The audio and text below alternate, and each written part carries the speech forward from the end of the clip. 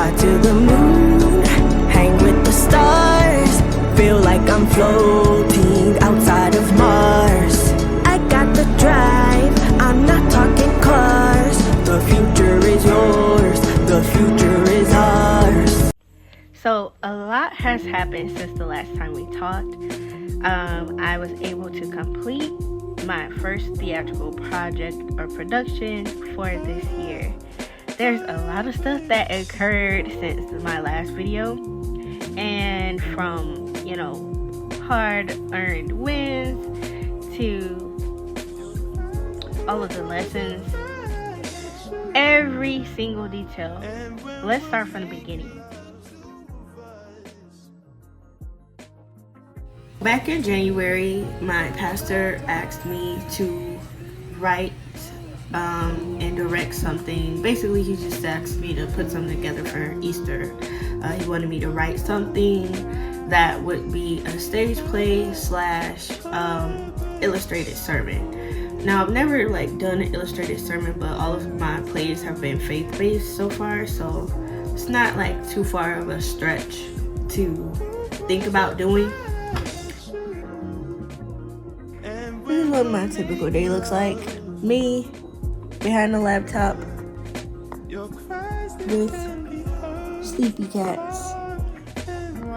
This is the life of luxury of a writer, director, extraordinaire, the fabulosity of it all.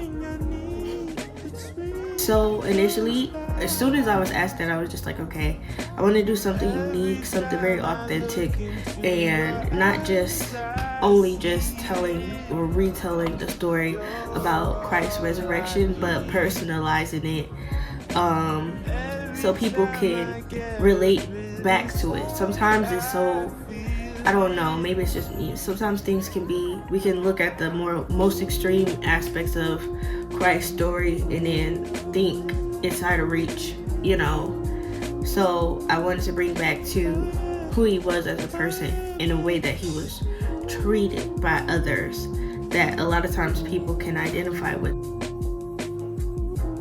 Even one of the actors in the play, he's 13 or he's like a young boy. He said that he could relate to the main character in the idea of bullying and kind of relating bullying back to where someone feels criticized and wronged and betrayed like Jesus was. That following Sunday, I felt people talking about me. I hear people whispering.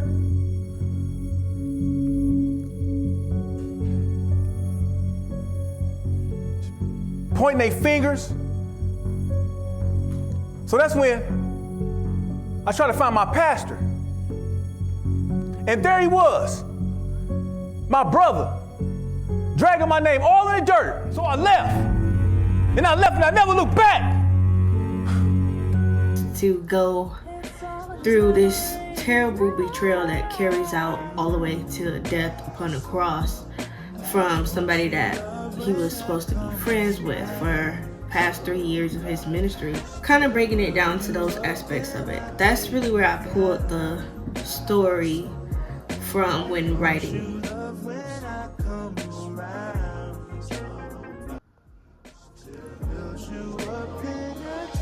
Waiting for the Zoom meeting.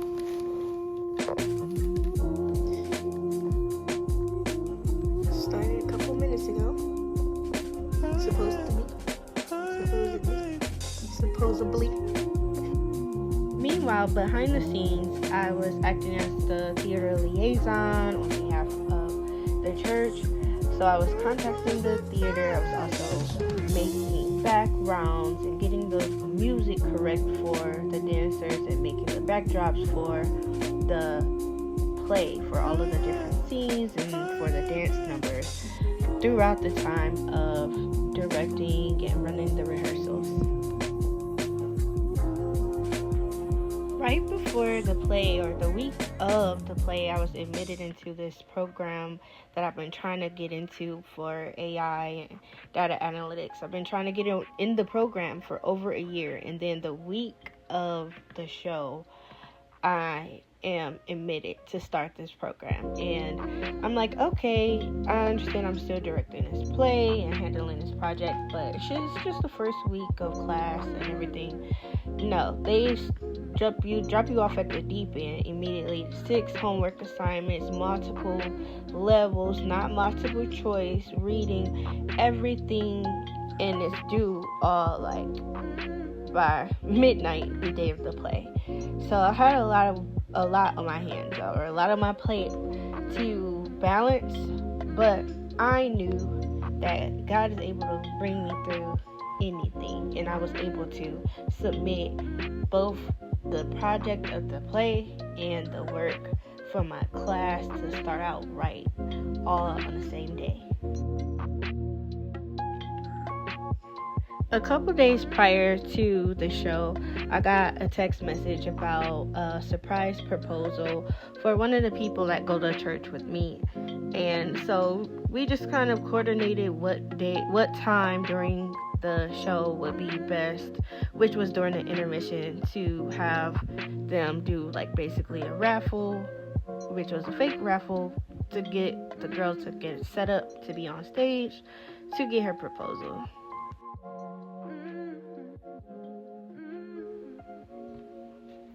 I really say all of that just simply to say that I'm not going to give up my passion of creating stories that I feel are compelling, that can reach people where they are, and put in the hard work, because it's not easy.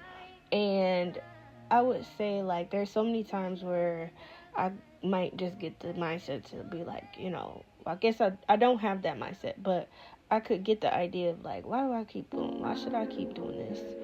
And get, really just feeling discouraged. But I won't allow my feelings to dictate what I'm able to do, what I'm qualified to do, what I'm called to do, what I'm born to do. I believe that